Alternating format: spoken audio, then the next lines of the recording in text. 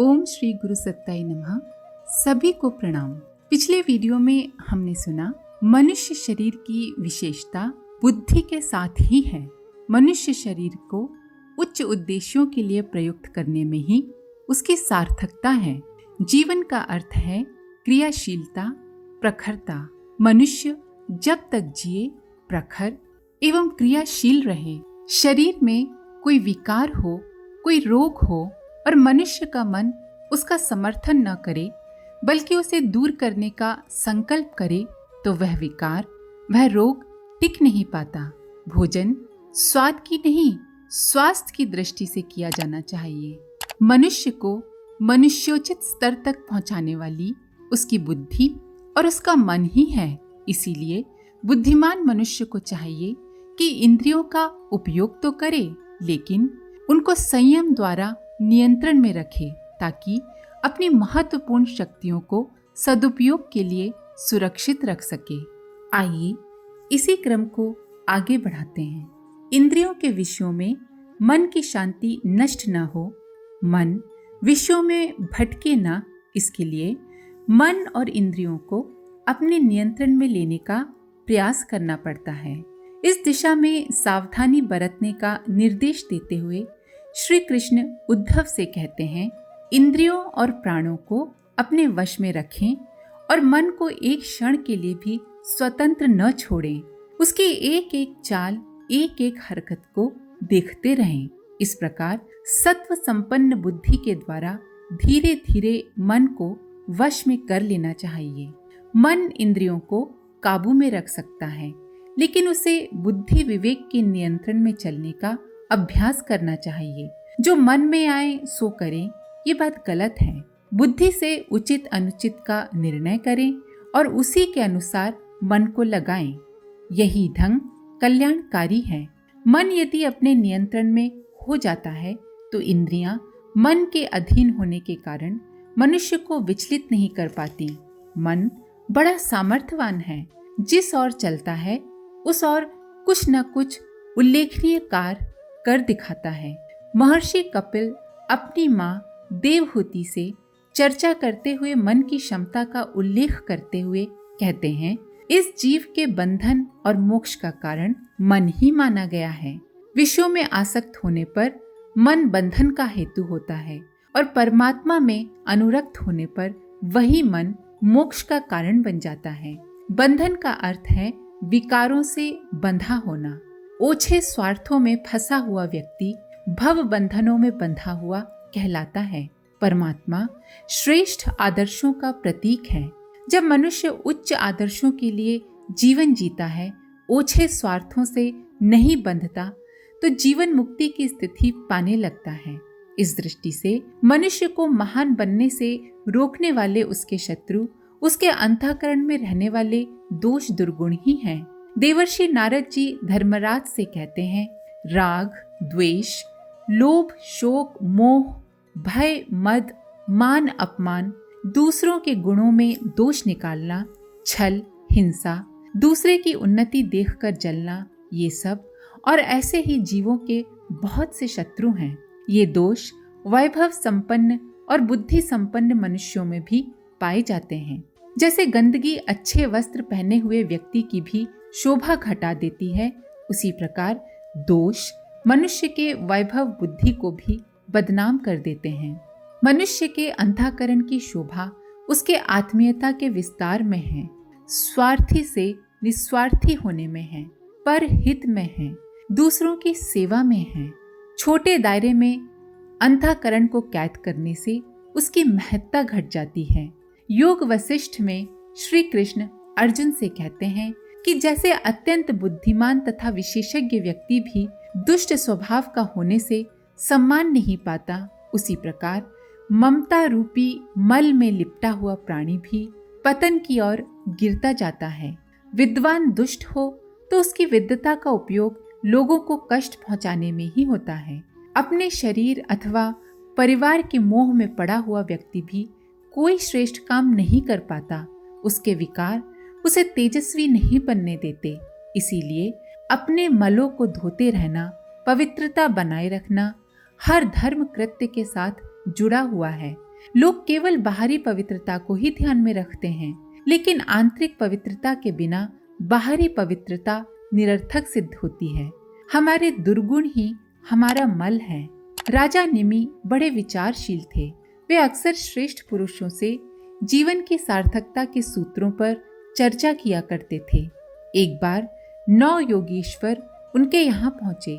उनसे हुई चर्चा के दौरान एक योगीश्वर ने विभिन्न तरह की पवित्रताओं का उल्लेख करते हुए उनसे कहा कि हे राजन, मिट्टी, जल आदि से बाह्य शरीर की पवित्रता, छल कपट आदि के त्याग से भीतर की पवित्रता, अपने धर्म का अनुष्ठान, सहन शक्ति, मौन, स्वाध्याय, सरलता, ब्रह्मचर्य, अहिंसा, शीत उष्ण, सुख दुख आदि द्वंद्वों में हर्ष विषाद से रहित होना सीखें।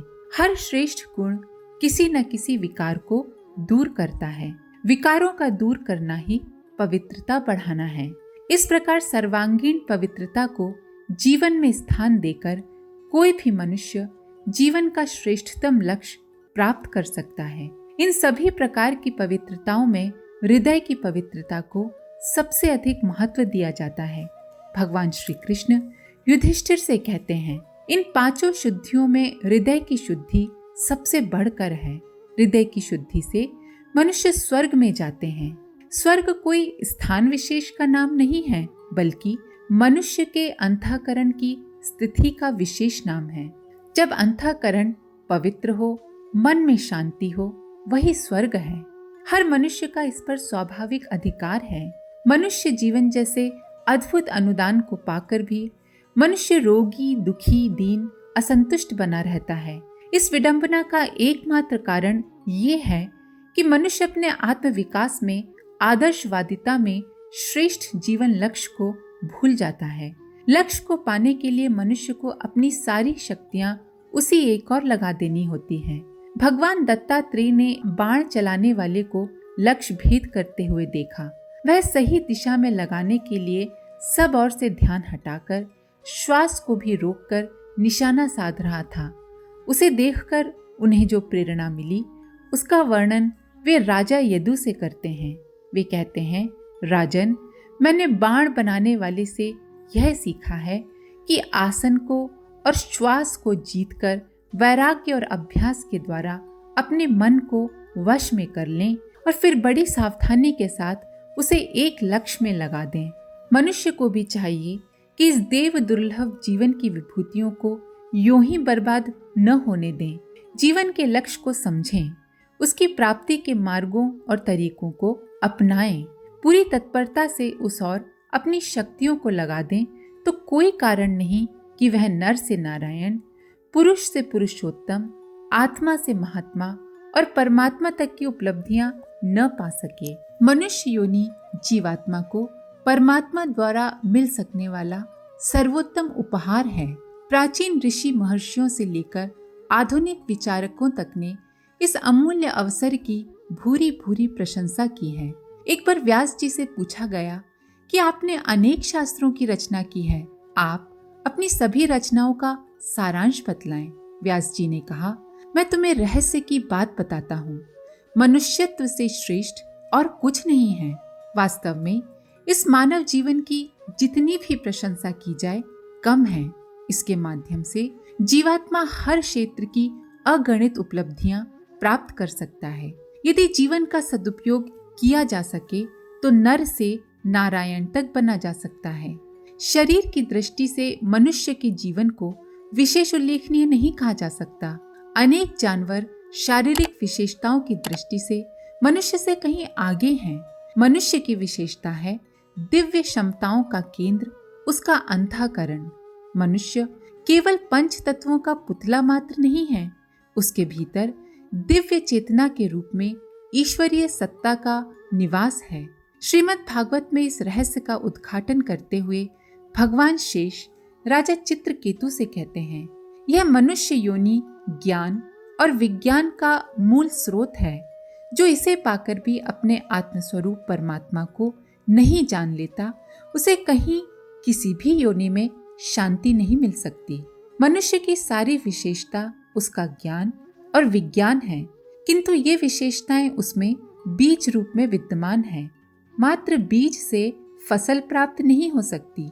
भूमि, खाद, पानी, वातावरण आदि अन्य साधनों की भी आवश्यकता से इनकार नहीं किया जा सकता। यदि कोई किसान मात्र बीज से ही संतुष्ट हो जाए तो वो अपेक्षित परिणाम नहीं प्राप्त कर सकता। बीज तो मात्र एक संभावना भर है। अपने अंदर बीज रूप शक्तियों को विकसित करने के लिए हमें सुयोग्य कृषक की, किसान की भूमिका निभानी चाहिए। यदि हमने इस अमूल्य अवसर को खो दिया तो फिर हमें कभी भी अपने लक्ष्य की प्राप्ति नहीं हो सकती। यह सोचना भ्रांति है कि कोई अन्य हमारी उन्नति कर सकता है। सहायक तो कोई बन सकता है, किंतु प्रधान उत्तरदायित्व तो हमारा अपना ही होता है। जितनी जल्दी हम इस सत्य को समझ जाएं, उतना ही अच्छा है। हमारे उत्थान पतन की पूर्णतः हमारी ही जिम्मेदारी है। मनुष्य अपने भाग्य का निर्माता आप हैं, अतः हमें अपना उत्तरदायित्व स्वयं वहन करने हेतु कमर कसकर तैयार हो जाना चाहिए। गरुड़ पुराण में स्वयं भगवान कृष्ण अपने प्रिय वाहन गरुड़ को संबोधित करते हुए कहते हैं, यदि व्यक्ति स्वयं अपने अहित का निवारण नहीं करता तो दूसरा कौन है जो उसके दुखों का निवारण कर उसे सुख पहुंचाएगा। आखिर हमारे दुखों का कारण है क्या? हम सोचते हैं हम तो बहुत अच्छे हैं, ये संसार ही बुरा है, परिस्थितियां खराब हैं, हमारे साथी ठीक नहीं हैं, दूसरे लोग हमें कष्ट दे रहे हैं, हमारा ये चिंतन सही नहीं है। हमें अपने चिंतन की धारा सही दिशा में नियोजित करनी चाहिए। वास्तव में इस संसार में न तो कोई किसी को सुख दे सकता है और न ही दुख।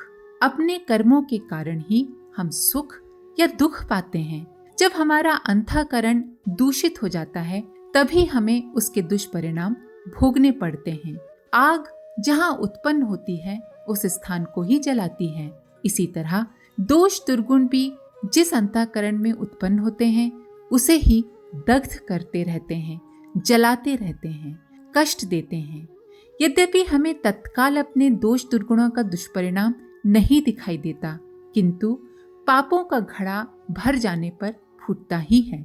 कंस की मृत्यु के बाद उसकी मृत्यु के कारणों का स्पष्टीकरण करते हुए भगवान कृष्ण अपने नाना उग्रसेन से कहते हैं, नरेश्वर, आपका पुत्र अपने ही दोषों से दग्ध हुआ है। उसकी मृत्यु का कारण मैं नहीं, काल है। हम सोचते हैं कृष्ण ने कंस को मारा, किंतु ये नहीं सोचते कि क्यों मारा। यदि कंस सदाचारी रहा होता तो कृष्ण उसे कैसे मार सकते थे। कृष्ण ने काल को ही कंस की मृत्यु का कारण बताया है। इस पर विचार करने से रहस्य स्पष्ट हो जाता है। हर वस्तु के विकास में समय लगता है। बीज को वृक्ष बनने में पर्याप्त समय लगता है। दोष और दुर्गुण हमारे अंतःकरण में पनपते रहते हैं, पर हम उनकी ओर से बेखबर बने रहते हैं।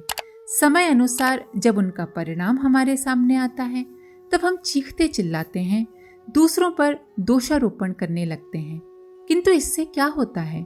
परिणाम तो हमें भोगना ही पड़ता है। इसीलिए रहस्य के जानने वाले दूसरों पर व्यर्थ दोषारोपण न करते हुए अपनी जिम्मेदारी स्वीकार करके कष्टों से निकलने का प्रयास करते हैं। आज के लिए इतना ही।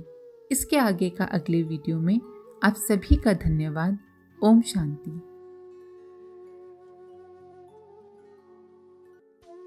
हमारे YouTube चैनल को सब्सक्राइब करें और बेल आइकन को दबाकर ऑल पर क्लिक करें ताकि आने वाले सभी वीडियोस की नोटिफिकेशन आपको मिलती रहे।